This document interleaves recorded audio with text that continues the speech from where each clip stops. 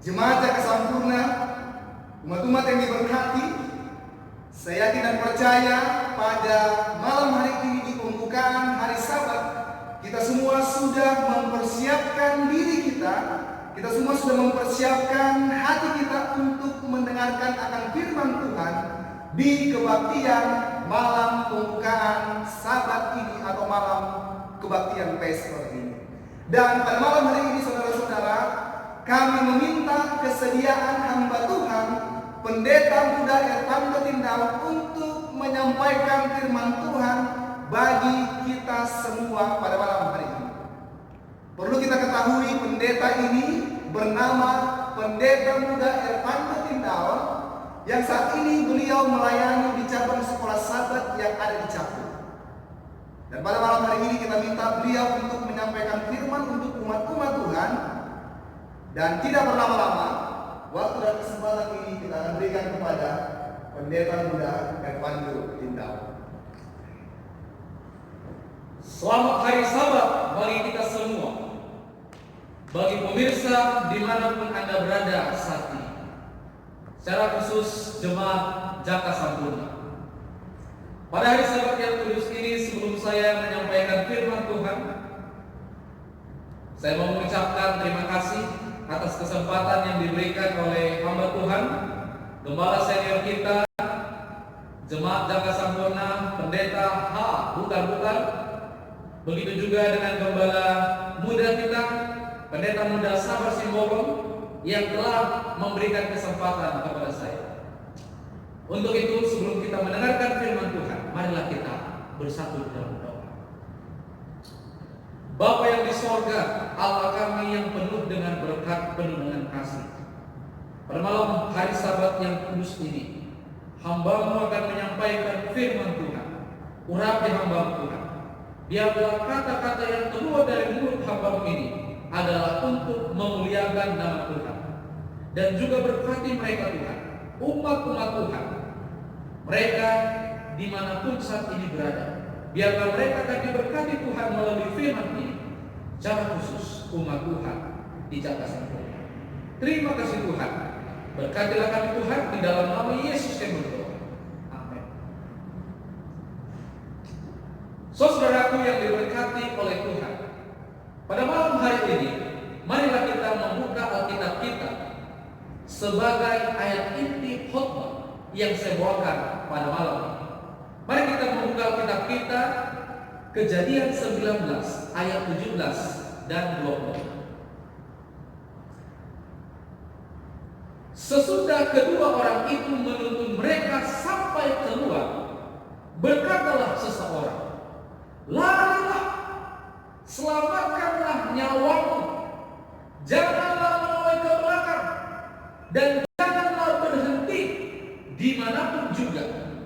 Di lembah Jordan, larilah ke pegunungan, supaya kau jangan mati lenyap." Tetapi istri Lot yang berjalan mengikutinya menoleh ke belakang dan menjadi tiada. Saudaraku yang diberkati oleh Tuhan, di dalam ayat inti ini saya menemukan satu judul khotbah yang saya mau bagikan kepada umat Tuhan dimanapun saat ini Anda berada, yaitu berjudul, "Ingatlah istri Lot."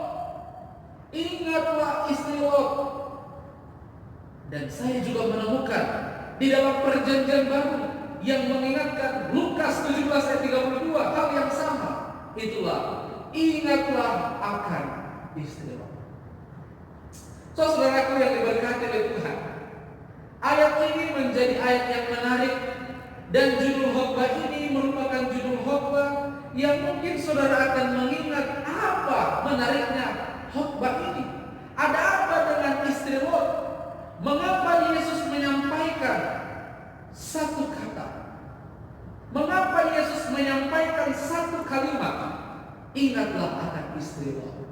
Saudaraku yang diberkati oleh Tuhan, mari kita melihat di dalam Lukas 17 ayat 32. Kalau saudara melihat dalam Lukas 17 ayat 32, ini merupakan ayat Alkitab yang paling singkat. Dan kalau saudara perhatikan dari kita memperhatikan bahwa Yesus sedang berbicara tentang kedatangannya yang kedua kali.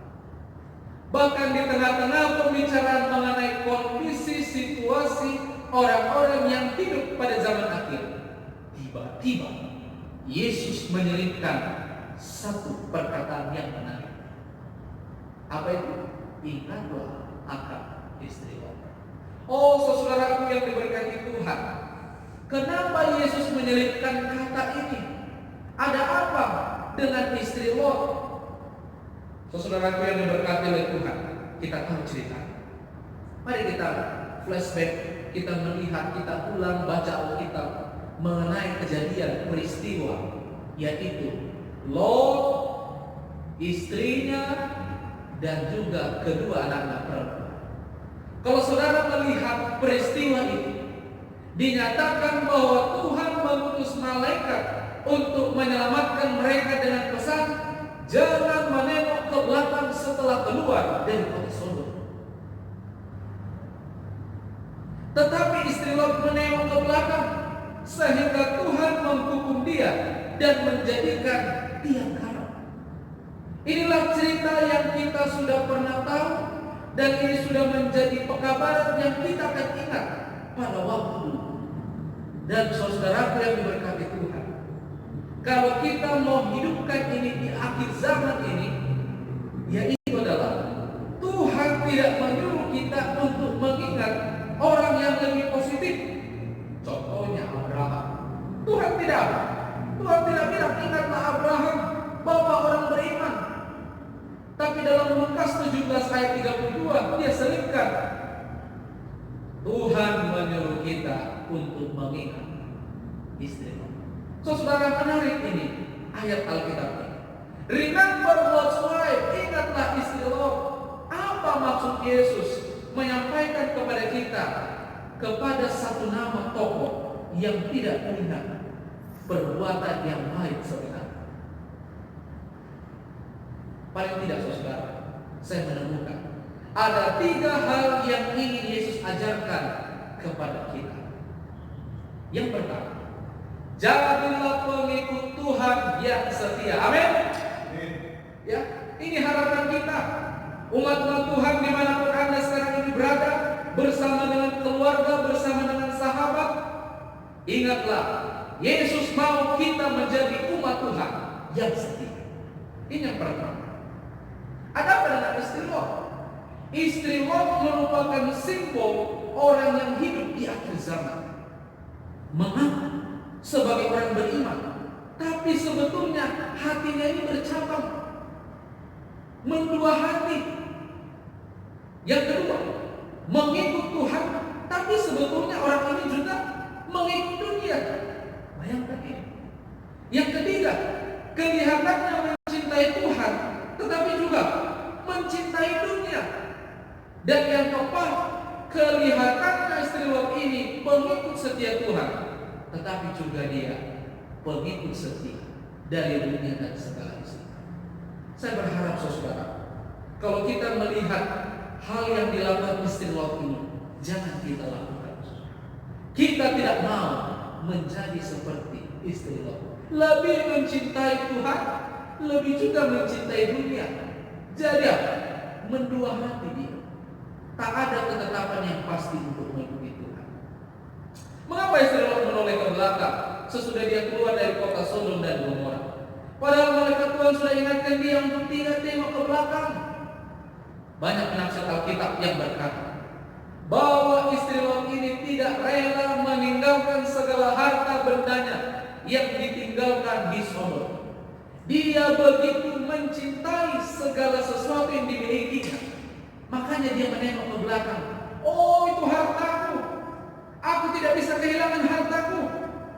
Emas perak yang dimilikinya. Ketika dia mencintai dunia. Pada saat Yesus berbicara mengenai kedatangannya yang kedua kali dalam Lukas 17, menarik di dalam ayat 31.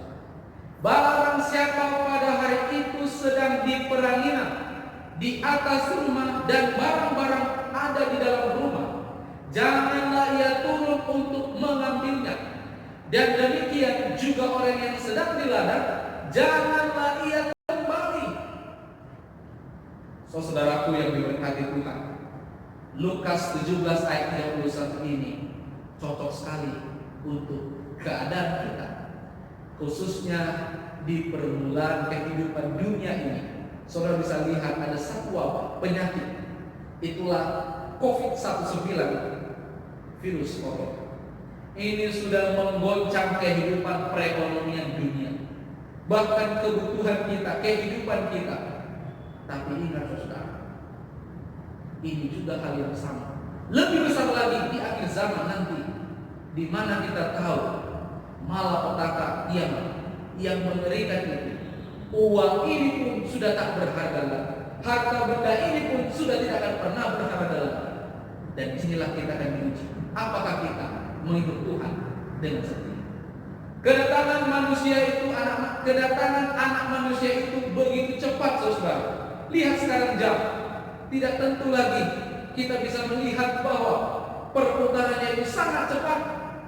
Alkitab katakan bahwa seperti itulah kedatangan Tuhan, seperti kilat yang menyambar dari timur ke barat, sehingga dengan demikian tidak ada waktu untuk mengambil barang-barang yang berharga. Jadi jangan sudah pikirkan barang-barang kita, harta kita akan kita bawa ke surga. Itu sebabnya saya ingatkan, jangan mencintai dunia ini, cintailah Tuhan. Saudara yang terkasih yang diberkati Tuhan, saya mau menanyakan kepada saudara hal yang serius, kepada Anda dimanapun saat ini berada, dalam acara kebaktian. Apakah kita lebih mencintai dunia atau mencintai Tuhan? Firman Tuhan katakan, jangan kamu mencintai dunia dengan segala isinya. Kita tidak boleh mencintai Tuhan, tapi pada saat yang sama kita juga mencintai dunia. Jika ini terjadi, maka hati kita akan bercabang. Kita tidak akan siap untuk kedatangannya, karena orientasi hidup kita masih kepada sifat-sifat kebenaran. Itu artinya kita tidak siap untuk menantikan kedatangan. Saya berharap marilah kita bersiap. Cintailah Tuhan, janganlah cintai dunia. Yang kedua yang Tuhan mau bagi kita, jangan pernah mengabaikan firman Tuhan. Amin. Saudaraku yang diberkati oleh Tuhan, istri Lot adalah simbol dari orang yang hidup di akhir zaman, yaitu adalah orang yang sudah mendengar firman tetapi berani mengabaikan begitu saja.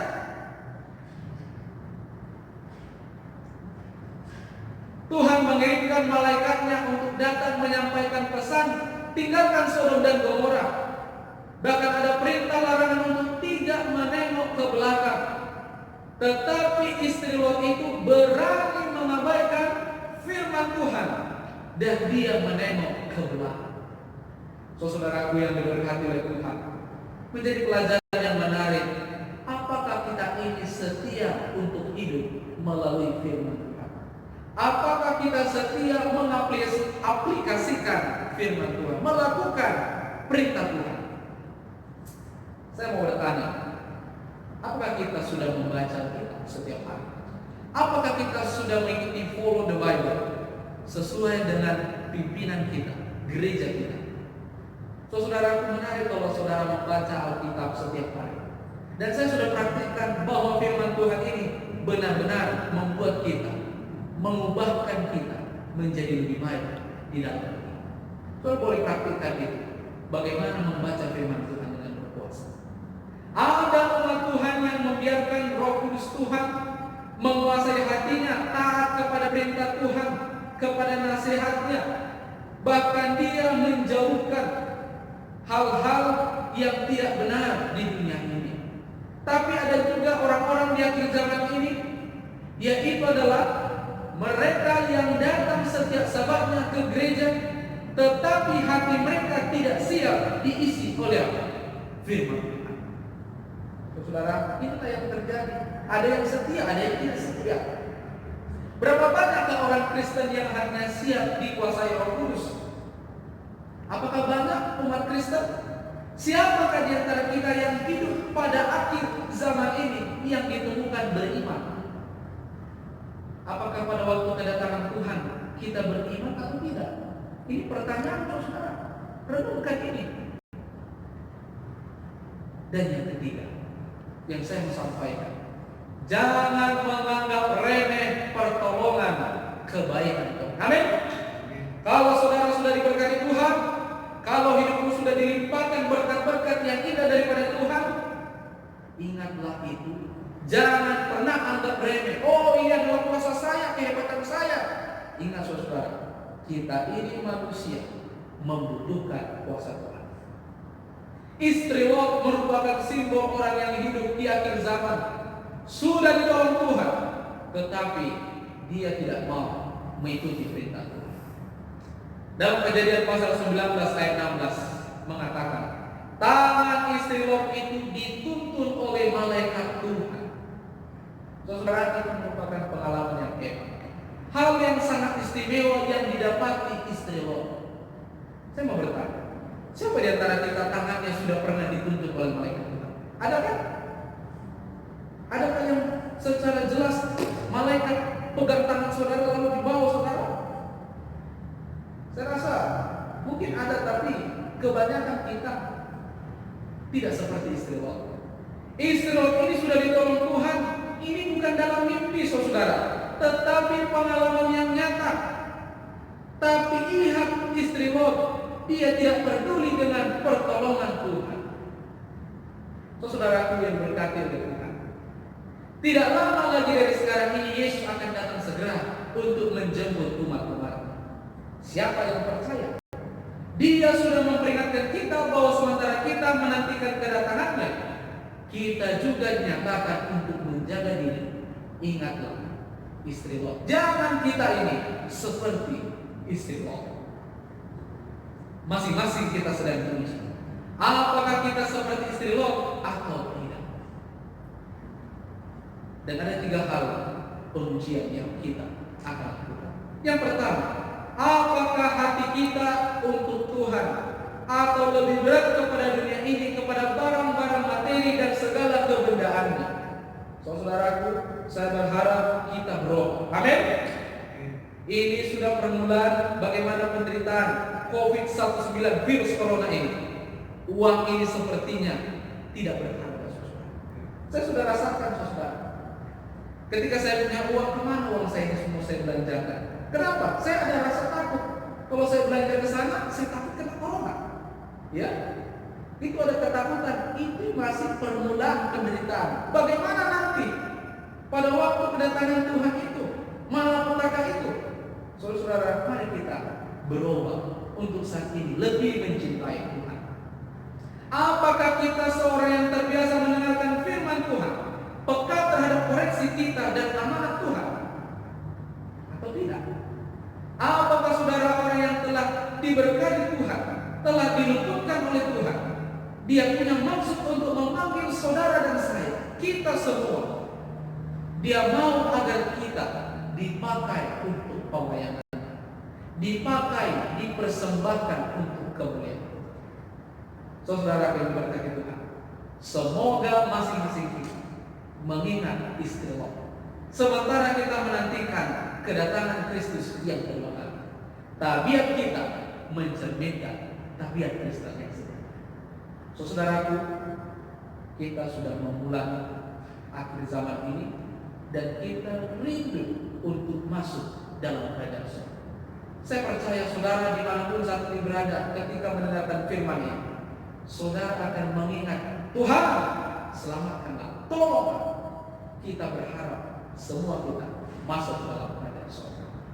Pada saat ini saya dengan pendeta muda satu simbol akan menyampaikan satu lagu, yaitu mengenai peristiwa akhir zaman, kedatangan Tuhan. Kita bersama.